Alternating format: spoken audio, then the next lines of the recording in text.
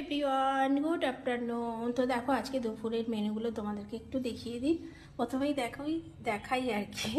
আমার না কদিন ধরে জানো তো বন্ধুরা, বাটা মাছ খেতে ইচ্ছে করছিল, কিন্তু আমার বাড়িতে তোমাদের দাদা ভাই বা কেউ বাড়িতে যারা আছে তারা কেউ বাটা মাছ পছন্দ করে না। বাটা মাছের কাঁটাটা একটু বেশি বলে। তো আমার কিছুদিন ধরে এত বাটা মাছ খেতে ইচ্ছা করছিল, তো আমাদের মাছওয়ালা দাদাকে বলেছিলাম।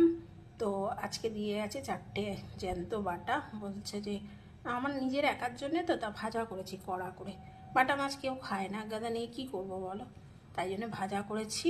আর এখানে হচ্ছে গরম গরম ভাত হাঁড়িতে। আর আজকে একদম সিম্পল মেনু।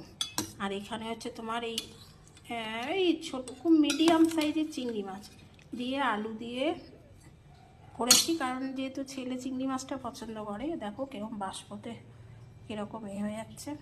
তো যেহেতু ছেলে পছন্দ করে, তাহলে এইটা বানালে আমার মোটামুটি হয়ে যাবে। বেশি না, অল্প করে চিংড়ি মাছ নিয়েছি, একদম অল্প, ওই 150-200 মতো, একদম অল্প। জানো তো চিংড়ি মাছ ছাড়ালে একদম অল্প হয়ে যায়। এটাকে আলু দিয়ে একটু করে এই ঝোল মতো করেছি। আজকে সেরকম কিছু আর মাছ রান্না হয়নি। আর এখানে হচ্ছে আমের টক করেছি, আমের চাটনি।